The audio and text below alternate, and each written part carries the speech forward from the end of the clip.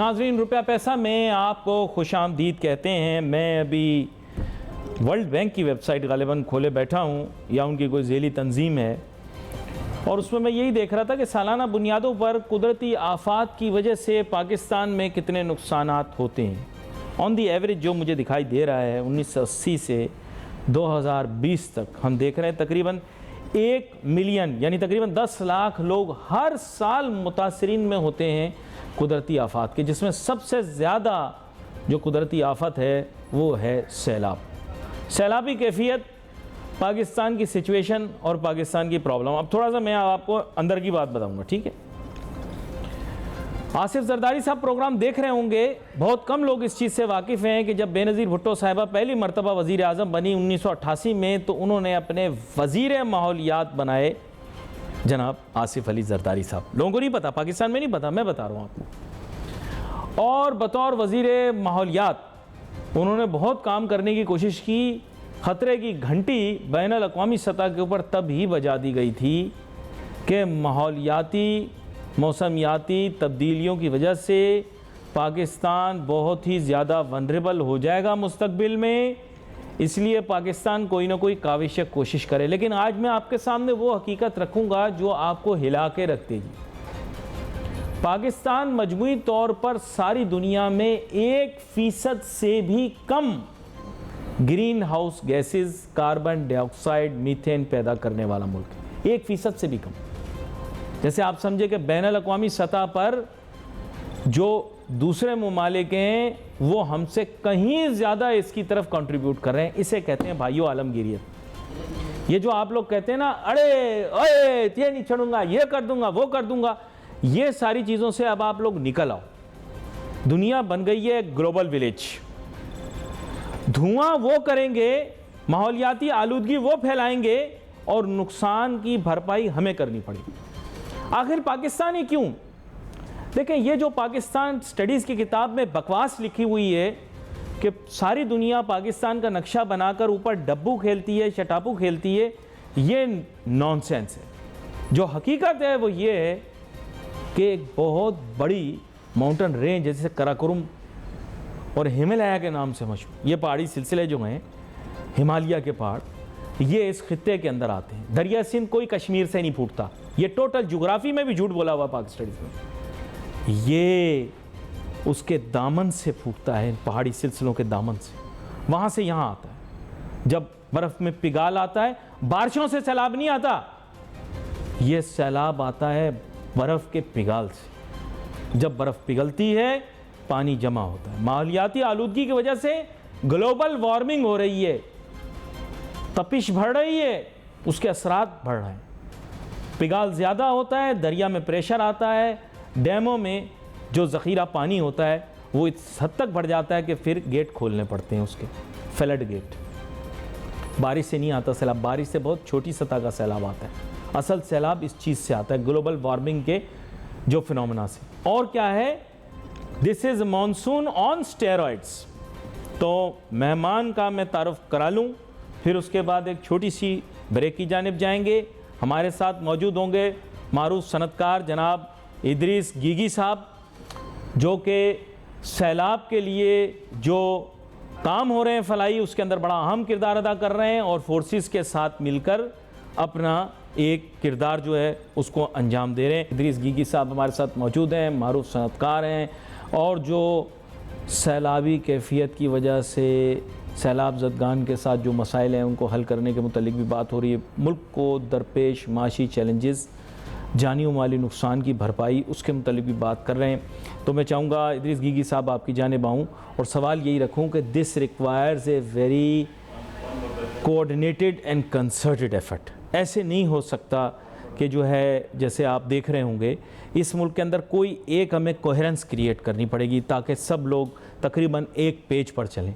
Coordination आपका शोबा भी है, आप कोऑर्डिनेशन अच्छी करते हैं, तो आप समझते होंगे कि good coordination is required, but we will have to bring everyone together, if not on the same platform, on the same system, so that it becomes more efficient and effective. क्या कहते हैं आप?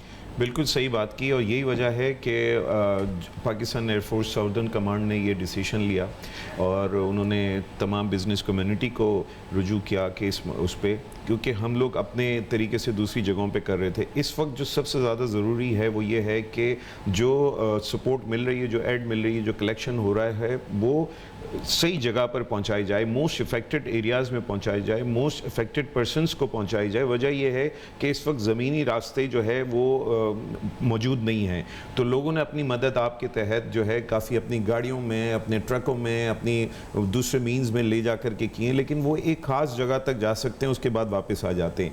अब जब ख़ास जगह पे जाते हैं तो वहाँ पे जब आपको पता है कि 80% तो उसमें वो लोग होंगे जो मुतासिर हैं, लेकिन 20% वो लोग भी हो जाते हैं जो मुनाफक हो रहे चीज़ें होते हैं, वो चीज़ें लेके कलेक्ट करके फिर वही चीज़ें जो हैं उनको पैसों से बेच रहे होते हैं। तो उस चीज़ को अवॉइड करने के लिए एयरफोर्स ने इसमें पूरा एक सिस्टम कमांड एंड कंट्रोल बनाया हुआ है। वो एरियल व्यूज़ से मॉनिटर कर रहे हैं, थ्रू सैटेलाइट वो देख रहे हैं कि किस जगहों पर ज़्यादा पानी है, उस जगह पर कर लेते हैं। इसमें हमने मुख्तलिफ, आपने कोऑर्डिनेशन की बात की और नो डाउट मुझे उन्होंने चीफ कोऑर्डिनेटर बनाया हुआ, उसके साथ साथ हमने मुख्तलिफ जो कारोबारी, मुख्तलिफ जो NGOs हैं उनको अपने साथ मिलाया हुआ है। हमारे साथ इस मुहिम में जो है फेडरेशन ऑफ पाकिस्तान, उनके सीनियर वाइस प्रेसिडेंट हैं सुलेमान चावला साहब, वो इस मुहिम का हिस्सा हैं, इस कमेटी का हिस्सा हैं। इसके साथ साथ हमारे साथ जो है बैंक इस्लामी के CEO आमिर साहब वो मौजूद हैं, और वो तमाम जितने भी बैंक्स हैं, तमाम जो बैंकर हज़रात हैं, उनके साथ उनके जो कस्टमर्स हैं उनको कोऑर्डिनेशन करके उसके रिलीफ फंड के लिए, उसमें रिलीफ गुड्स के लिए वो सपोर्ट कर रहे हैं। इसी तरीके से हमारे साथ जो हैं कुछ NGOs शामिल हैं, जिसमें दावत इस्लामी भी है, जिसमें हमारे साथ बैतुल सलाम भी है, सैलानी भी है,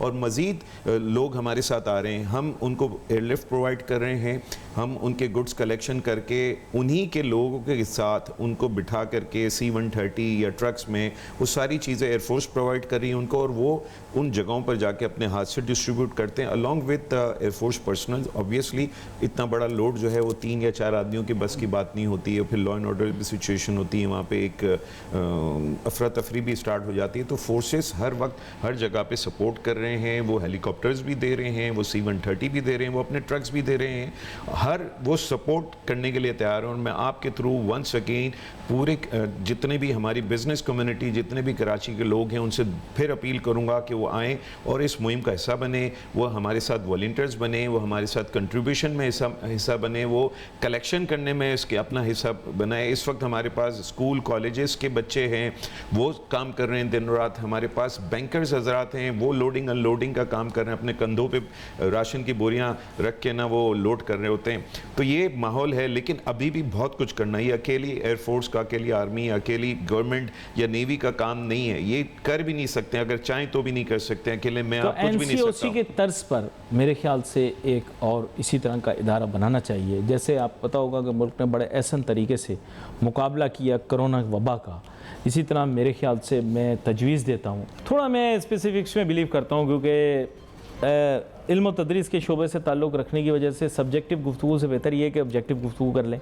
अब बात कुछ ऐसी है कि इतना बड़ा चैलेंज है, इसको मीट करने के लिए कहते हैं ना कि छोटे सिंगल स्टेप है ना, वो a journey of 1000 miles starts with a single step, वो एक कदम लेना ज़रूरी है। तो अभी कुछ लाहेमल तैयार किया होगा इदरीस गीगी साहब, थोड़ा बताइए, क्योंकि आप पता होगा हर गली मोहल्ले इलाके के अंदर लोग शुरू हुए हैं, और जैसे मैंने कहा कि कोऑर्डिनेटेड कंसर्टेड एफर्ट चाहिए।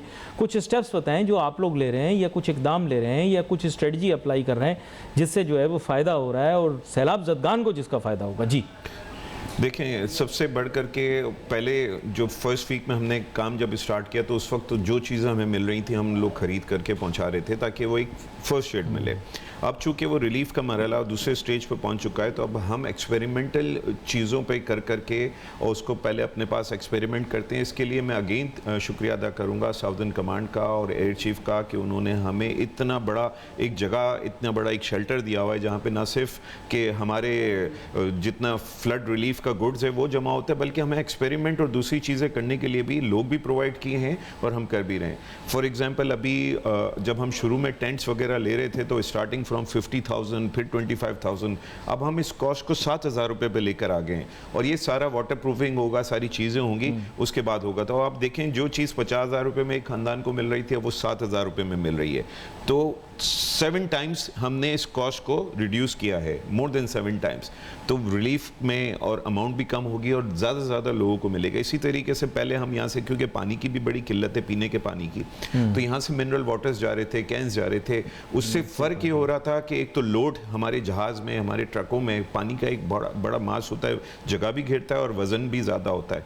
तो अब हमने क्या किया है कि कुछ टैबलेट्स WHO के स्टैंडर्ड के मुताबिक हमने मंगवाई है, बाहर से भी मंगवाई है प्योरीफिकेशन के लिए, कि वो एक टैबलेट है, सिर्फ 5 रुपए की टैबलेट है, वो 20 लीटर पानी के लिए काफ़ी है। तो अब अगर हमने लाख टैबलेट्स का वो कर दिया तो वो हमारे लिए 20 लाख गैलन 20 लाख लीटर पानी के लिए काफ़ी होगा। 20 लाख लीटर का मतलब 20 लाख आदमी जो है 1 लीटर कम से कम एक आदमी पानी पीता है, तो 20 लाख आदमी के पीने के काबिल हो जाएगा। अब इसके बजाय अगर आप 20 लाख मिनरल वाटर की बॉटल्स को अगर 1 लीटर वाली करें तो आपको 40 लाख मिनरल वाटर्स की बॉटल्स चाहिए। उसमें कॉस्ट इन्वॉल्व होती है, जगह इन्वॉल्व होती है, and there multiple vendors for it. मैं नाज़रीन को बता दूं, there is not one vendor but there multiple vendors for it. और ये टेबलेट्स होती हैं, मैं इसलिए बोल रहा हूँ कि भाई कोई ये ना समझे किसी एक की तशहीर हो रही है, किसी की तशहीर नहीं हो रही, ये तो नेकी का काम है। नहीं, तभी मैंने कंपनी का नाम नहीं बताया, लेकिन स्टैंडर्ड होना चाहिए वर्ल्ड हेल्थ ऑर्गेनाइजेशन का स्टैंडर्ड के मुताबिक हो। ऐसा नहीं कि वो देखें इस वक्त बहुत मुश्किल होगा कि अगर कोई तजुर्बाती तौर पे कोई चीज़ करे और उससे ना अमवात हो जाए, खुदा ना खास्ता, या बीमारी हो जाए, तो उसको कंट्रोल करना फिर मुश्किल होगा। तो जो भी इस फलाई काम में कर रहे हैं, पहले अपने पास उसको एक्सपेरिमेंट करें, उसको टेस्ट करें, उसके बाद वो इम्प्लीमेंट वहाँ जाकर क्या करें। और हम लोग यही करें। इस वक्त हमारा सबसे ज़्यादा कोऑर्डिनेशन जो एयरफोर्स के साथ है वो इसी वजह से कि वो इस चीज़ में भी सपोर्ट करते हैं। उनके पास एयरलिफ्ट की सपोर्ट मौजूद है, उनके पास ट्रक्स अवेलेबल हैं, उनके पास हेलीकॉप्टर्स अवेलेबल हैं। और इसी वजह से मुख्तलिफ तंजीमें, मुख्तलिफ एसोसिएशन, मुख्तलिफ फेडरेशन जो हैं हमारे पास, वो अपने गुड्स ला रहे हैं और वो अपने पास अपने सामने लोड करा के जा करके वो उसको डिस्ट्रीब्यूट करते हैं। अब मैं आपसे ये जानना चाहता हूँ कि जो क्राइसिस अब क्रिएट हुआ है, थोड़ा इकोनॉमी की तरफ भी आ जाते हैं। बिल्कुल, क्योंकि माजी के अंदर आपको पता है 2-3 दफ़ा इस तरह के इंसिडेंट्स हुए जिन्होंने पाकिस्तान की जीडीपी को बहुत ज़्यादा हिंडर किया है। एक बहुत बड़ा क्राइसिस था, वो ह्यूमैनिटेरियन क्राइसिस तो इस लिहाज से था कि उसने पाकिस्तान की फूड सिक्योरिटी को ख़तरे में डाल दिया।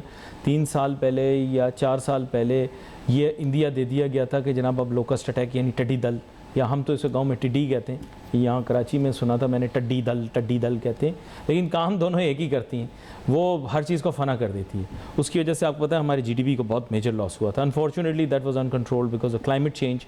यू आर वेल अवेयर कि वो they made a shift from one place to another and these locust were able to destroy a lot of crop, standing crop. Now also आप खुद अभी जिक्र कर रहे थे प्रोग्राम के आगाज़ से पहले, स्टैंडिंग क्रॉप बहुत ज़्यादा डिस्ट्रॉय हुई है। तो अब इसको कन्फ्रंट कर, ये एक और बड़ा ह्यूमैनिटेरियन क्राइसिस होगा, क्योंकि लोग तो जब लोग रिहेबिलिटेट हो जाएंगे पार्शियली तो लोग भूल भाल जाएंगे, फिर उसके बाद इमदादी कार्रवाई बंद हो जाएगी, खाएंगे क्या? जी देखिए, नो डाउट, और पाकिस्तान इस वक्त इन क्राइसिस में जहाँ डॉलर्स की शॉर्टेज है, can not afford to import any food items from anywhere. तो इसके लिए मैंने जिस तरीके से आपको शुरू में कहा कि नवंबर तक, ये तो एक अल्लाह का एहसान होगा कि नवंबर तक पानी सेटल हो जाए और वो अपनी काश्तकारी फिर से नवंबर से आगाज़ करें। और उस मुहिम में भी हमें उनकी सपोर्ट करना है, हमें उनको बीज भी देने हैं, हमें उनको खाद भी देनी है, और हमें हर तरीके से सपोर्ट करनी है उनकी। जहाँ बात आपने ग्लोबल वार्मिंग और उसकी बात की, तो मैं इस चीज़ पे थोड़ा सा अप्रिशिएट करूँगा। मैं पिछले दिनों सिंध में गया हुआ था कुछ ज़मीनों पे देखने के लिए, नॉट माई ओन, बट मुझे एक शौक़ है कि क्या चीज़ उगती है किस तरीके से, और पहले भी जाता रहा हूँ। लेकिन एक बड़ा अच्छा चेंज, पॉजिटिव चेंज सिंध में नज़र आया कि सिंध में पहले सिर्फ और सिर्फ ईरी 6 चावल या ईरी 5 चावल उगते थे, इस वक्त बासमती चावल उगे हुए थे। सिंध में कभी मैंने नहीं देखा कि ना एक कंट्रोल क्लाइमेट के तहत वो ना काम करें, वो देखा। सिंध में ज़्यादातर मैंने ज़मीनें देखी थी कि वो बंजर थी और नहीं थे। पिछले कुछ अरसे से मैंने देखा कि लोगों में एक रुझान आ गया, पढ़े लिखे लोग इस चीज़ में आए और उन्होंने वो तमाम चीज़ें ग्रो की हैं जो नॉर्मली पंजाब में होती हैं, दुनिया के दूसरे हिस्सों में होती है। This was very good sign, but unfortunately कि उनकी ये सारी क्रॉप इस वक्त 80% of their crop has been damage. तो उन्होंने एक स्टार्ट लिया था, उस स्टार्ट को हमें फिर से अप्रिशिएट करना है, उस स्टार्ट को हमें कैरी ऑन करना है। ये भी हमें याद रखना चाहिए कि हम एक एग्रेरियन कंट्री के तौर पर मशहूर हैं दुनिया में, और हमारी की इनपुट्स जो हैं इंडस्ट्री के लिए इंक्लूडिंग कॉटन, वो भी क्या इस नुकसान की जद में तो नहीं आई, ये हमें जानना है। इदरीस गीगी साहब, आपकी जानिब आना चाहूँगा। मुझे ये बताइएगा कि बुनियादी तौर पर जिस चीज़ को हम बोस्ट करते हैं वो हमारी कॉटन प्रोडक्शन है, और in between we have bad years and good years. But what kind of a year is going to what kind of a year is this going to be? जी देखें, no doubt cotton जो है पाकिस्तान की जो backbone है textile industry उसको feed करती है, और ऑल्दो इस सानिया से पहले तक भी हम इंपोर्ट ही कर रहे थे काफ़ी, लेकिन एक बहुत बड़ी तादाद जो है वो सपोर्टिव होती है टेक्सटाइल इंडस्ट्रीज़ के लिए, ग्रोअर्स के लिए। बट अनफॉर्चुनेटली तकरीबन जो मैंने स्टेटिस्टिक्स लिए हैं 30 to 40% crop has been damage till now, और आगे क्या होता है ये पता नहीं। इसमें द गुड थिंग इज़ कि अपर पंजाब साइड पे चूँकि इतनी तबाही नहीं हुई है और ज़्यादातर कॉटन वहाँ पर होती है तो वो बच गई है। सिंध और बलूचिस्तान की तकरीबन 80-90% क्रॉप डैमेज हो चुकी है, और ये एक बहुत बड़ा वो होगा। और जैसे मैंने आपको बता रहा था कि सिंध ने अभी अच्छा स्टार्ट लिया था। सिंध के जो फार्मर्स हैं, जो पढ़े लिखे लोग आ रहे हैं, बच्चे बाहर से पढ़ कर आए हैं, उन्होंने एक अच्छा स्टार्ट लिया था। वो ईरी 6 की जगह एक वैल्यू एडिड चावल लगा रहे थे कि 50 रुपए की जगह उनको 200 रुपए मिले। इसी तरीके से सब्जियों में, दूसरी चीज़ों में, और वो बहुत अच्छा जा रहे थे, और पता नहीं किसकी नज़र लग गई इस मुल्क को। तो अब ऐसा है कि उनको भी अपने नज़र का तो पता नहीं, अमाल ठीक नहीं है। वैसे तो अल्लाह हम सबको हिदायत दे, अमाल ठीक नहीं हमारी कौम के, ये तो अभी कम हुआ है, लेकिन फिर भी ये कि अभी भी वक्त है। मैं अपनी नाजरीन को, अपनी कौम को कहूँगा, बाज आ जाओ, अभी भी वक्त है। कुदरती आफात ज़्यादा आना शुरू हो जाए इसके मतलब है अमाल ठीक नहीं। सॉरी, देखें, मैं आपको एक चीज़ इस कौम के बारे में बताऊं कि नो डाउट हमारे अमाल ठीक नहीं होंगे, हमारे डायरेक्शंस ठीक नहीं होंगे, लेकिन इस कौम को, इस मुल्क पे जब भी अजाब आया ना, मैंने देखा है कि वो अपने पाँव पे फौरी तौर पे खड़े होते हैं, बहुत जल्दी खड़े होते हैं, और बहुत अच्छे तरीके से ग्रो करते हैं। कोई भी सानिया उठा के देख लें, उसके बाद ये जब बाउंस बैक होते हैं ना, तो पहले से ज़्यादा पावरफुल में होते हैं। चाहे वो क्रिकेट में आप देख लें कि 8 विकेटें गिर जाएंगी, 9 विकेटें गिर जाएंगी, 10वां बैट्समैन आके आपको जिता देगा। यही हाल इस कौम का है कि वो गिरते गिरते जब उठते हैं ना, तो बहुत अच्छा उठते हैं और बहुत अच्छा कमबैक करते हैं। उम्मीद है कि हम इस दफ़ा ये कौम जो है पहले से अच्छा परफॉर्म करेंगे इन एवरी सेक्टर्स। ये थोड़ा सा एक टाइम है कि ये गुजर जाएगा, बुरा वक्त है, गुजर जाएगा। टेक्सटाइल पे भी बुराई है, और ये मैं बता दूँ, ये जो टेक्सटाइल की सिचुएशन या इकोनॉमी की सिचुएशन है, ये सिर्फ पाकिस्तान तक महदूद नहीं है, पूरी दुनिया में इस वक्त बुरे हाल है। ये पूरी दुनिया में रिसेशंस हुए हैं, इससे हमें निकलना है। इस वक्त हमारे पास बहुत अच्छे एडवांटेजेस होते कि कॉटन भी सरप्लस होती, चीज़ें होती, तो हम ये दुनिया में एक अच्छा मुकाम। इस वक्त बांग्लादेश बहुत क्राइसिस में, मैंने देखा है कि वहाँ से पिछले महीने तक ऑर्डर्स पाकिस्तान में डाइवर्ट हो रहे थे। चाइना इस वक्त आप समझे कि वर्स कंडीशन में, वहाँ पे अपनी प्रोडक्शन 8 घंटे से ज़्यादा नहीं कर सकते, क्योंकि ये आप समझ लें कि ये जो बारिशें पाकिस्तान में हुई हैं मेड इन चाइनीज़ हैं, क्योंकि वहाँ उस खित्ते में जितनी बारिशें होती थी वो 2 साल में नहीं हुई और इधर आ गई। हाँ, तो मेड इन चाइना बारिश है जिसकी तबाही भी ज़्यादा है,